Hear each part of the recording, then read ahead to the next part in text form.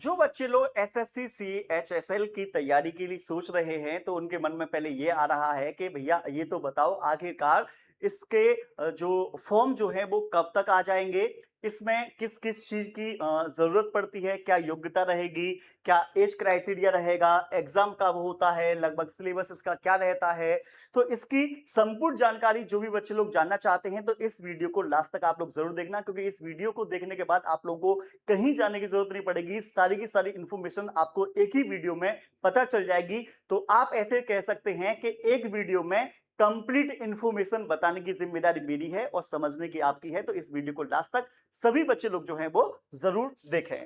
तो सबसे पहले मैं बात कर लेता हूं एसएससी सीएचएसएल की 2026 के लिए। तो मास्टर प्लान आप लोगों के लिए हम तैयार कर रहे हैं। नोटिफिकेशन कब आएगा, क्या एग्जाम पैटर्न होगा, सैलरी क्या होगी, आखिरकार आप लोगों को तैयारी करनी है तो कैसे करनी है, कहां से करनी है, कितना पढ़ना होगा, ठीक है, सब कुछ आप लोगों को एक ही जगह पर मिलने वाला है। तो आइए सबसे पहले हम बात कर लेते हैं कि भैया जो लोग नोटिफिकेशन का इंतजार कर रहे हैं तो भैया नोटिफिकेशन की चिंता छोड़ दीजिए, अपनी रणनीति पर ध्यान केंद्रित करना है ना। नोटिफिकेशन आप लोगों को वैसे मैं बता देता हूं कि जहां तक मेरा अंदाजा है कि जुलाई के लास्ट वीक में या अगस्त के फर्स्ट वीक तक आप लोगों का आ जाएगा, कंफर्म वाली बात, ठीक है ना।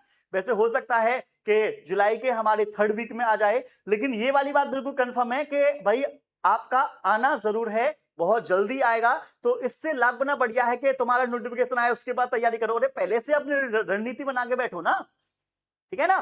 तो अप्रैल से नोटिफिकेशन का इंतजार बहुत सारे बच्चे लोग कर रहे थे, पढ़ाई में मन नहीं लग रहा था क्योंकि नोटिफिकेशन नहीं आ रहा, तो अंदर से जोश नहीं आ रहा था तुम्हारे अंदर और समय बर्बाद हो रहा था। लेकिन आप लोगों को बता दें अब समय बर्बाद नहीं होगा। मैंने जैसा कि बोला कि जुलाई के लास्ट तक आने की ज्यादातर संभावना पूरी पूरी है, तो इसलिए जुलाई ही चल रहा है, अब समय कितना बचा है, ठीक है।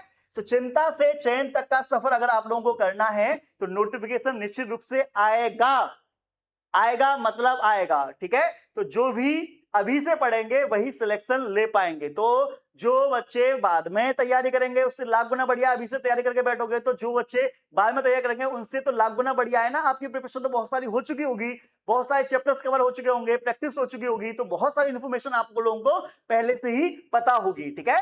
तो गोल्डन रूल क्या है, तैयारी शुरू करने के लिए फॉर्म आने का इंतजार कभी ना करें। फॉर्म आने से पहले ही आप तैयार बिल्कुल बैठे रहे। फॉर्म आ गया, ठीक है, बहुत सारी तैयारी हो चुकी है, लास्ट में धुआंधार प्रैक्टिस करेंगे, मॉक टेस्ट लगाएंगे, पीवाईक्यू क्वेश्चंस करेंगे और बेहतरीन तरीके से अपने डाउट को क्लियर करेंगे और फाइनल रिवीजन के बाद सिलेक्शन ले जाएंगे। ये होता है गोल्डन रूल पढ़ने वाले बच्चों का। जो ना पढ़ने वाले हैं तो भैया उनको तो कुछ भी वो तो इंतजार करते रहेंगे फिर, ठीक है। तो जुलाई 15 से लेकर 20 जुलाई संभावित नोटिफिकेशन आवेदन का प्रारंभ है, लेकिन हो सकता है कि ये 30 जुलाई तक पहुंच जाए, ठीक है ना। तो मैंने बता दिया, लेकिन इतना मन में बनाकर चलो कि हाँ भाई नोटिफिकेशन इस महीने ही आने की संभावना ज्यादातर है, ठीक है। तो फिर उसके बाद में अगस्त में आपके आवेदन की अंतिम तिथि हो जाएगी।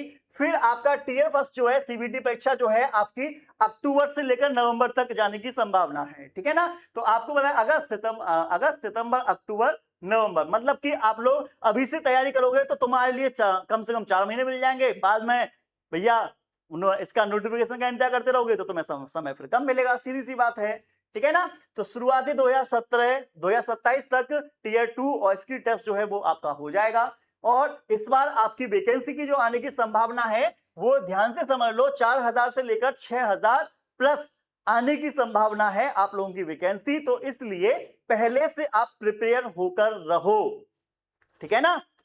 चलो तो आपको बताएं एलडीसी है ना, जेएसए के पे लेवल 2 है ना। वर्तमान इसकी जो सैलरी है वो 34,000 से लेकर 39,000 है ना। 5 साल बाद आपकी लगभग है ना 50,000 के लगभग सैलरी आपकी हो जाएगी। डीओ वाले जो लेवल 4 वाले हैं 45 से 51,000 और 5 साल बाद आपकी लगभग 60,000 तक आप लोग आराम से पहुंच जाएंगे। डीओ ग्रेड फर्स्ट की बात करें तो 51 से 57 और 5 साल बाद आपके 64 से लेकर 67,000 तक पहुंच जाए। मतलब भैया पैसा ही पैसा होगा, बस एक बार नौकरी लग जाए। लेकिन नौकरी भैया इतना पैसा चाहिए तो ऐसा तो है नहीं है कि भाई साहब तुम्हें बिना मेहनत करे ही इतना पैसा कोई दे देगा।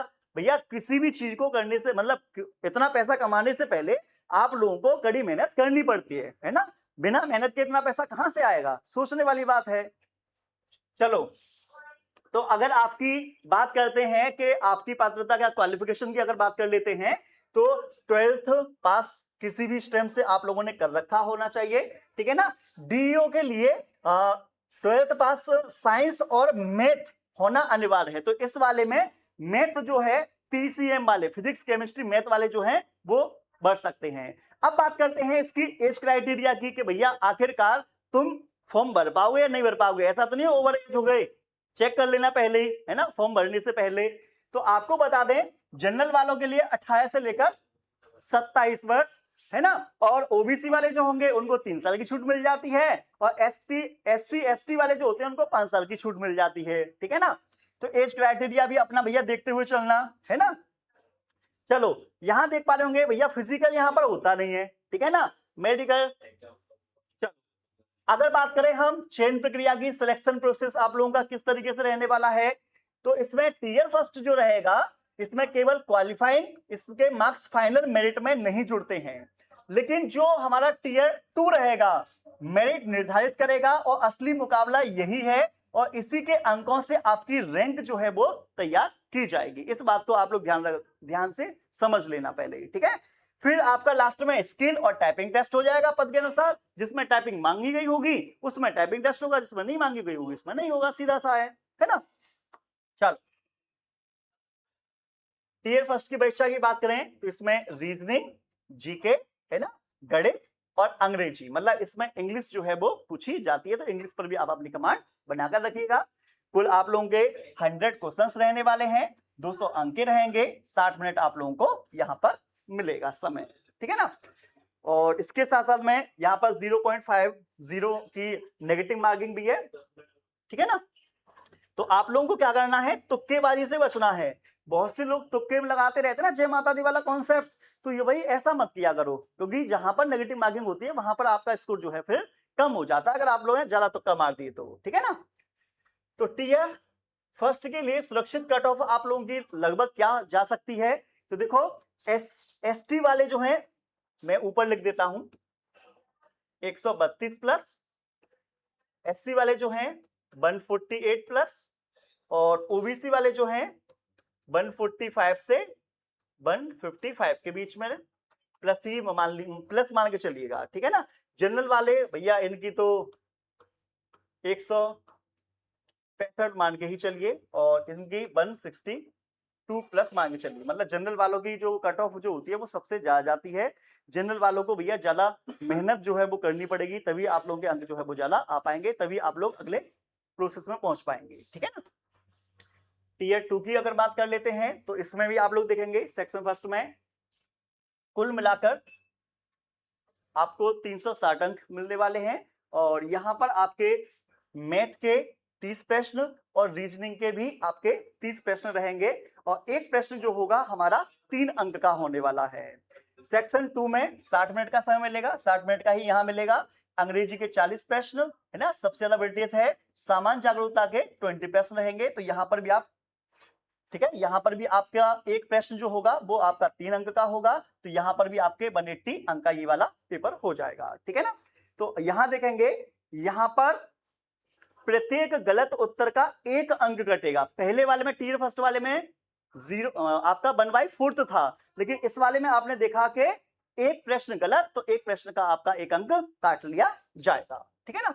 चलो, आपने क्या काम किया, टीयर 2 जो है ये भी आपने क्वालिफाई कर लिया है। इसके बाद में क्या रहने वाला है, आपका कंप्यूटर के ज्ञान को देखा जाएगा। इसमें आपके 15 प्रश्न रहेंगे, ठीक है, और एक प्रश्न जो होगा वो आपका 3 नंबर का होगा, तो 15 मिनट का ही आपको समय मिलेगा। तो यह केवल क्वालिफाइंग है, लेकिन इसे हल्के में ना लें, इसके बिना चयन जो है वो आपका असंभव माना जाएगा, ठीक है। आप अयोग्य घोषित भी हो सकते हैं, ये भी ध्यान रखना। स्किल और टाइपिंग टेस्ट जो है डीओ के लिए स्किल टेस्ट होगा, ठीक है ना, इसको ध्यान रखना। और एलडीसी वालों के लिए, जीएस वालों के लिए इनका टाइपिंग टेस्ट रहता है। अंग्रेजी में 35 और हिंदी वाले में 30 वर्ड पर मिनट के हिसाब से रहने वाले हैं, ठीक है। 20 मिनट का रहेगा, सॉरी 10 मिनट का रहेगा। अब मन में चल रहा हो कि सर हमारी तैयारी जो है हम किस तरीके से करें, तो गणित पर आपको पूरा ध्यान देना होगा, अर्थमेटिक पर, जिसमें आपकी परसेंटेज है, लाभ हानि है, ठीक है, समय कार्य वगैरह है। एडवांस मैथ पर भी आप लोगों को प्रॉपर ध्यान देना होगा, ज्योमेट्री, बीजगणित, त्रिकोणमिति वाले पर। अंग्रेजी, भैया अंग्रेजी जिसकी बढ़िया होगी ना, उसका सिलेक्शन होने की संभावना ज्यादा है, ये वाली बात कंफर्म है, ठीक है ना। रीजनिंग में भी आप लोगों के देख रहे होंगे, ब्लड रिलेशन है, ठीक है ना, फिगर काउंटिंग वगैरह है, मिरर इमेज वगैरह है, ये सभी आपका रीजनिंग में आएगा। फिर सामान्य ज्ञान की अगर बात करें तो पिछले 6 महीने के करंट अफेयर, मैं तो ये कहूंगा पिछले 1 साल का करंट अफेयर लो, 6 की जगह आप 1 साल का लो, जिससे कि बाद में दिक्कत ही ना हो, ठीक है ना।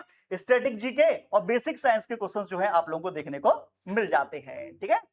अब सबसे लास्ट में कि आप बिल्कुल एक ऐसी रणनीति को फॉलो करें जिससे कि सिलेक्शन इस बार ही आप लोगों का हो जाए। तो उसका क्या करना है आपको, तो पहले सिलेबस को पूरा लिख लेना है और सिलेबस के अनुसार सभी चैप्टर्स के कॉन्सेप्ट, उसकी थ्योरी को अच्छे तरीके से क्लियर करते हुए बढ़ना है, ठीक है। फिर आप लोगों को क्या काम करना है, मॉक टेस्ट लगाना होगा, मॉक टेस्ट बेहतरीन तरीके से लगाना, और उसमें कोई डाउट वगैरह रहता है तो ठीक है ना, उस डाउट को भी आप साइड में बाई साइड लिखते हुए रखना, जिससे कि बाद में आप अपने टीचर से पूछ सकें, ठीक है। नेगेटिव मार्किंग से आप लोगों को बचना होगा, इस बात को ध्यान रखें, नहीं तो आपके नंबर जो है वो कट सकते हैं, नंबर कम हो सकते हैं। फिर आपको क्या काम करना है, अपने एक्यूरेसी पर और स्पीड को मेंटेन करके रखना होगा, क्योंकि जितनी स्पीड आपकी कम होगी उतना ही आप लोगों को बाद में फिर प्रॉब्लम्स हो सकती हैं। लास्ट में आप लोगों को मैं बता दूं, अगर जो मैंने अभी सारी बातें बताई हैं जिस तरीके से पढ़ाई करना है, ठीक है, अगर उन सभी चीजों को अगर आप अप्लाई करते हैं तो आप लोग 101% जो है वो सक्सेस पा सकते हैं। चलिए, तो इस हिसाब से मैंने प्रॉपर आप लोगों को बता दिया है क्या पढ़ना है, कैसे पढ़ना है, क्या आता है क्या नहीं आता है। अब आपके मन में ये होगा कि सर हमें एक बात बता दीजिएगा कि तैयारी हम करें, लेकिन करें कहां से, और भैया हमारे पास इतना पैसा नहीं है कि बहुत सारे ऐसे जो मतलब कि बैच होते हैं कि बहुत सारा पैसा होता है, उनके पास पैसा नहीं है। तो आपको बहुत सिंपल तरीके से मैं बता रहा हूं कि हमारे यहां पर एग्जाम विधि पर किसी भी सरकारी नौकरी का कोई सा भी बैच आप लोग ले सकते हैं, सिर्फ और सिर्फ 99 रुपीस में, जहां पर आप लोगों को लाइव और रिकॉर्डेड क्लास मिल जाती है, क्लास नोट्स डीपीपी मिल जाती हैं, टॉपिक वाइज क्वेश्चन मिल जाते हैं, स्पेशल डाउट क्लास, उसके साथ में रिवीजन प्रैक्टिस क्लास मिल जाती है। जो भी बच्चा अभी बैच को ज्वाइन करता है उसके लिए फ्री में ई बुक और हैंड रिटन नोट्स ये भी आप लोगों के लिए उपलब्ध कराए जाते हैं। तो ज्यादा सोचा विचारी बिल्कुल भी ना करें, अभी प्ले स्टोर पर जाएं, एग्जाम विधि ऐप डाउनलोड करें और बेहतरीन तरीके से तैयारी करना शुरू करें। मैं आप लोगों को मिलूंगा नेक्स्ट वीडियो में। आप लोगों को हमारी इंफॉर्मेशन कैसी लगी कमेंट में जरूर बताएं। जय हिंद।